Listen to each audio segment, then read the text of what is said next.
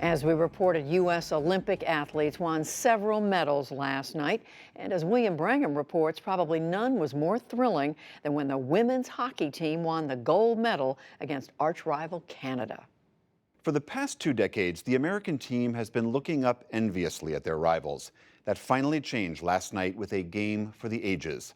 I spoke earlier to Christine Brennan of USA Today, who was watching the game in South Korea. She's also a commentator for CNN. Christine, in your column today, you wrote, "Wake up, America. While you were sleeping, something magical happened last night." Can you tell us a little bit about that game? Oh my gosh, William, this is one, I've covered a lot of Olympics. I've covered a lot of sports. This is one of the greatest things I've ever seen. U.S. women's hockey, they won the gold medal, beat Canada 3-2. There's such a history between these two teams. They're the two best teams in women's hockey in the world. And seems like every 4 years they play each other for the gold medal. U.S. won in 1998 and has never won another gold medal. Canada has won all of them up until these games. So a 20-year drought for the United States, this build-up to this rivalry, and the game lived up to the billing in every way you could possibly ask. U.S. goes ahead 1-0, Canada comes back, storms back, takes a 2-1 lead.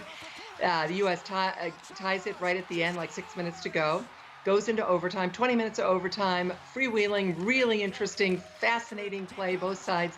Still tied, goes to shootouts. After 5 of the shootout shots each side, 5 for each, still tied, and they have to go to a 6th.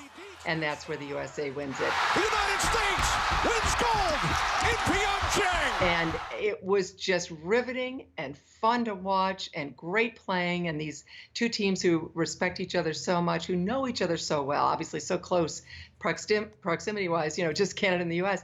And to have this game played at the most important moment of their lives, and then the U.S. wins. And for the first time in 20 years, the U.S. wins an Olympic gold medal in women's ice hockey. That's about as good as it gets.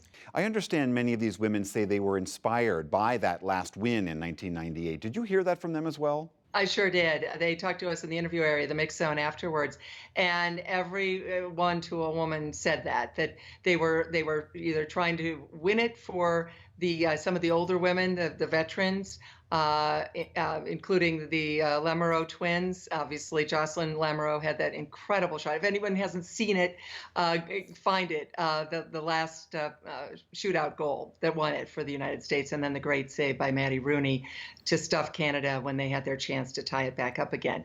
And so you had some of these older players who had 3 Olympics, and of course at this point, at that point, no gold and 2 silvers, very unsatisfying silvers to that point. And then you have the names that these women grew up with. They were their role models. They were cheering for them back when they were playing in Nagano in '98, when these women were little kids in their bedrooms and had posters of them up in their rooms. And so absolutely. And we see this over and over again, William, in women's sports, that now we have a whole new generation of girls who grew up watching athletes play team sports at a high level. And the same exact scenario, really, for me, as the 1999 Women's World Cup in soccer, and how that has translated to so many women being empowered and riveted by that game, who have now gone on to other great things in their lives 19 years later. And it's terrific to see. In this case, the girls next door happen to be wearing hockey skates, but it's that same story over and over again. And the Olympics bring us those stories, those Title IX stories, especially involving women and the girls who root for them.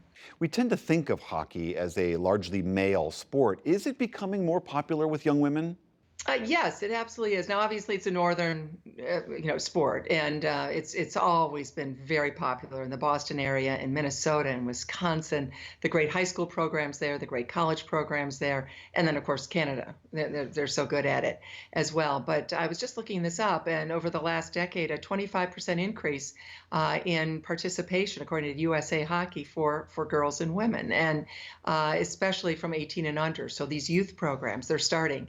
I know this. I grew up, my brother played hockey.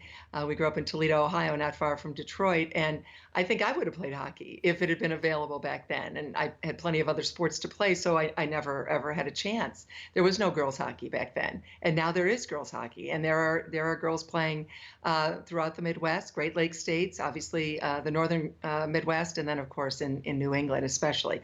And I think something like this, the way this game was played, the attention to it. And I actually think, William, the fact that it was overnight. I know I heard from a lot of people who stayed up and watched it. The East Coast, you had to stay up pretty late, obviously, and the West Coast, it wasn't so bad. But I think people waking up to this news that something great happened and watching the highlights, even if it's just a few seconds of the shootout, I think this is going to have a nice impact.